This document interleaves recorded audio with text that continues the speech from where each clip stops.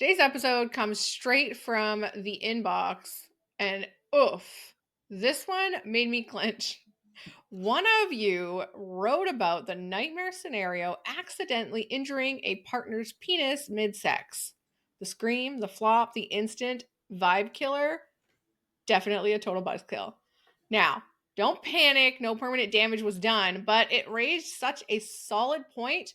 Sex can get risky, especially when porn convinces us that jackhammering is normal and bouncing like we're training for the Olympics is sexy. So today we're breaking it all down. Penis near misses, which positions are riskier, and how to keep things hot and safe because nobody wants date night turning into an ER field trip.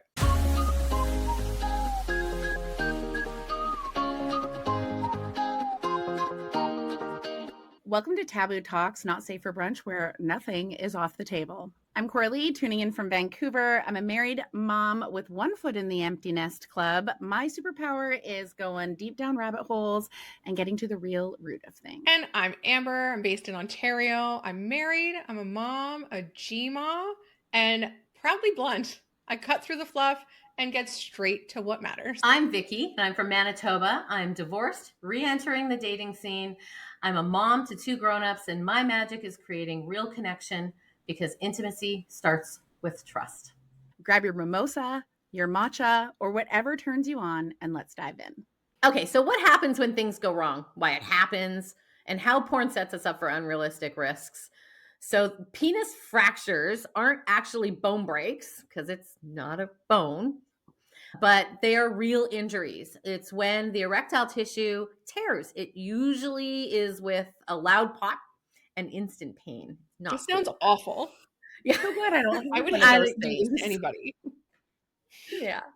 Thankfully, it's rare, ladies. It's rare, but it's definitely memorable and not in a good way. So that for sure does not sound like anything anybody wants to be a part of. And nor do we want to be the person who is involved in that. And maybe, we zigged when we should have zagged or whatever that looks like. So we'll talk more about that. But so our listener, though, isn't alone. Misaligned thrusts, sudden slips, or high-speed bouncing on top. They are the classic culprits, guys. And I think porn puts a lot of pressure on us, right? There's rough thrusting, fast riding. It may look hot on screen, but performers often, they cut all the takes. There's a tons of shit on the floor, right? That cutting room floor, it's full. They're not using everything. So they control the angles. They fake intensity for effect. Real bodies don't have stunt doubles. So I think it sets us up for a little bit of failure.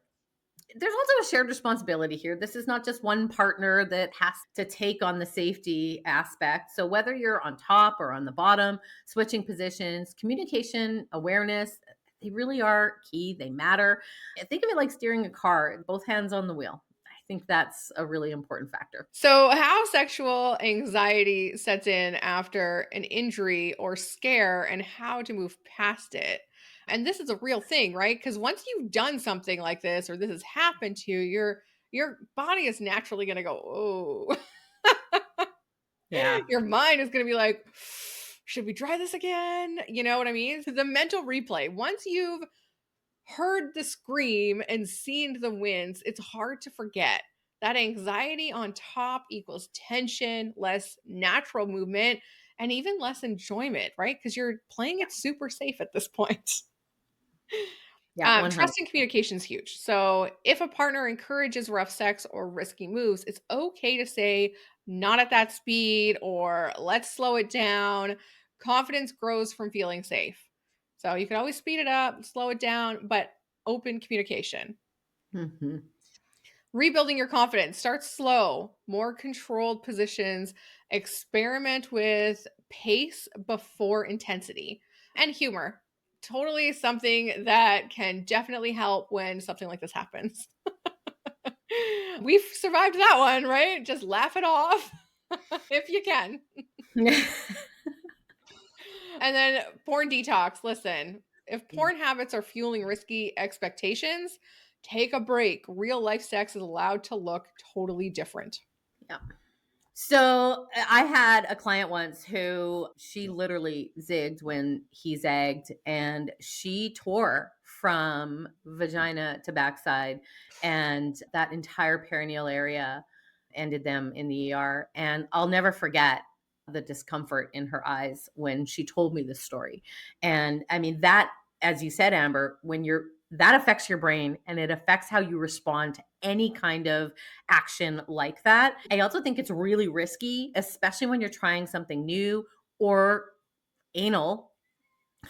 I think it's really, really risky to look at porn and decide that you're going to try to mimic that. I think that we all need to understand our limitations, and that is not meant to be pounding it out the way we see as seen on TV, right? That's nobody's business. Nobody should be doing that. I shouldn't say nobody, that's very judgmental, but I just mean, you want to be really cognizant of your energy and what you're engaging in. I always had a rule, no anal.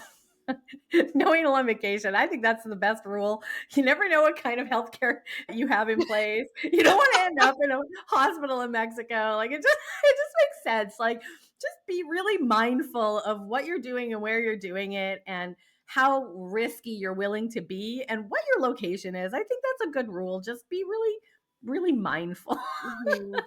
When, you were saying like nobody does that. Wait a minute. Some people do that. I think the reason we get into that is because there's things in porn that you think everyone does it. You think every woman has an orgasm from sex. You think every woman wants to be jackhammered. You think every woman wants a cum shot on her face. And that's not what most women want. Yes, there are some that do, Right. but I think a lot of us Yes. feel frustration about the fact that the way it's portrayed, it's like, that's what we're all like, oh, please, daddy, please, when that's not the case. Yeah, exactly. I think I find it most frustrating because again, I think that the majority of women aren't necessarily having an orgasm from penis and vagina. And that when it's so quick and whatever, I think everything needs to be slowed down a little bit, but you're going to find your partner's place, but slow it down. It's not a race. Mhm. It's not a race. Right. And if it is, you want to be the one that gets the gold. That's right. I want to cross that finish first and maybe a couple times. Yeah. Yeah. Okay, so let's talk pleasure without the panic at the disco. Okay, we are going to talk practical strategies for keeping sex fun, creative, and safe after a near miss. So, first of all, shift the script. Instead of obsessing over don't do this, don't do that, flip the focus on what does feel good and what does feel safe. If you're exploring new angles, body pillows, or even slower paced grinding can bring intimacy back without the same results. So it's kind of like baby steps back. Think about it. Like an example I can recently give from my own life is I tore my ACL a couple of years ago. Do you not think every time I'm stepping down on something, I'm thinking about that? You know what I mean? And so it makes you kind of tense and cautious. And it's only with the slow repetition that it starts to dissipate a bit. So that's a good one. Sensory diversions. So penetration doesn't have to be the star of the show every time. Hands, mouth, toys, these can all keep like the heat hidden while giving penises a safer role for a bit, or in the case of the scenario Vicki was talking about, the whole perineum area, it keeps everything safe. So think of it like expanding the menu instead of limiting it. It's just like a slow expansion. And this one, I love, the lube love letter. Like I have this sign here. It says, all you need is love. I always joke that I need to change that to lube because we can't hype it enough. Lube is your best friend. It reduces friction, helps with gliding, but you want to be careful because using too much lube is what can create that like super slipperiness where accidents can happen. So use your lube, but don't go insane. Pay attention to your body, what you're doing. Think about when that mistake happened. What was happening then? What position were you in? What lube were you using? Yeah, there's nothing worse than that one time he slipped. Yeah. Right. Because a lot of times too, that ends up in the wrong hole moment. And that's right. Yeah. That is a surprise that no woman wants. No, not a surprise. No. So you can take it and turn safety into sexiness. Just wear an orange safety vest. I'm just kidding. But that would be hot. Wait a minute. She's like, wait, I have one. We just turned this into role play. Yeah. All right. Yeah, totally. I'm on the safety committee today. This episode was brought to you by our Not Safe for Brunch intimacy shop and one of our absolute faves, Sutil Luxe lubricant. This water-based lubricant has a light, satiny texture that feels just like your own wetness. It's not sticky, it doesn't leave a residue, and it's pH balanced to keep your vagina happy. And hey, who doesn't like a happy vagina, right? It's packed with hyaluronic acid and oat beta glucan for deep, long-lasting hydration. Whether you're flying solo, with a partner, or just like your toys to glide really nice, Luxe Sutil Lubricant is for you. Grab this lubricant at notsaferbrunch.com because good lube is like good brunch. Light, satisfying, and leaves you feeling so much better. So communication isn't just checking in. It can be part of your foreplay. So whispering like, tell me how you like it. And I know I sound so sexy right now, like extra. Tell me how you like it or guide me. It not only prevents accidents, but it amps up the intimacy. So sexy safety is a thing.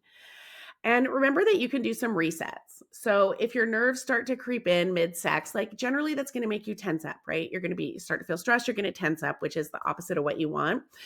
So have a reset button, like switch to oral or cuddle for a bit, or maybe just hand play, but get into something else so that you guys can enjoy each other and not spiral into a panic and the vibe stays vibing like you want it to vibe. Yeah, I like that. You know, something else that I really like the idea of is, show me how you like it. Mm-hmm. Right. Mm-hmm. So now I'm seeing the speed, the grip, I'm learning how your body responds to what. And then I'm also in a position of power then where I can be like, okay, I can do that with my body or not. And, that's just that communication at play, which I think is really important. Yeah. Mm-hmm. So we got a few questions from our listeners, and we thought that this was a great place to pop them in and have a conversation. And one of them was, do condoms make injuries more or less likely? So condoms don't really reinforce erections, but they do add a thin layer of protection, but they won't stop a bend from happening. So they really aren't a piece of protection. The real protector, again, is communication and alignment and making sure that the two partners are definitely on the same page together. I mean, they're not a protection from injury, but they are a protection from other things. Yeah. Thank you. Yes. That is true. Yes. We're talking specifically injury, but STD, that can feel like an injury too. STIs So, are pregnancy. Yeah, right. Exactly. That one time that pregnancy broke me. Yeah, I got it. Yes, that. Yeah. And our final listener question was, what are the riskiest moves? And we came up with a few, but women on top, bouncing high speed, definitely risky. Yeah, I'm cringing. Doggy style with rough thrusting and sudden angle changes. It's those changes of angle. Or pulling out too far. What are you doing? Where are you going? Yeah, right. Hand jobs with too much friction and no lube. That can definitely be risky. And then rough blowjobs with teeth or sudden bending. So basically speed, angle, dryness, all a danger zone. Avoid that. Yep. All right, Not Safe for Brunch crew. That's a wrap on today's penis survival guide. Remember, accidents happen, but they don't have to ruin your sex life. Lube it up, slow it down, and talk it out, because great sex is about pleasure, not panic. And if you have ever had your own near miss, you're definitely not alone. Share this episode, send us your stories, and let's keep brunch smart, sexy, and safe. Thanks for pulling up a seat at the Taboo Talk, Not Safe for Brunch table. If today's chat made you laugh, think, squirm, or all three, do us a solid, like, follow, and leave a review. It's basically the podcast world's version of a good tip. Want more juicy, unfiltered conversations? Tap the link in the show notes and sign up for our weekly newsletter, your VIP pass to what didn't make it on the air. Brunch isn't just about the bites and bubbles. It's about showing up real, raw, and ready to talk about what really matters. So until next time, keep it bold, keep it curious, and definitely keep it not safe for brunch.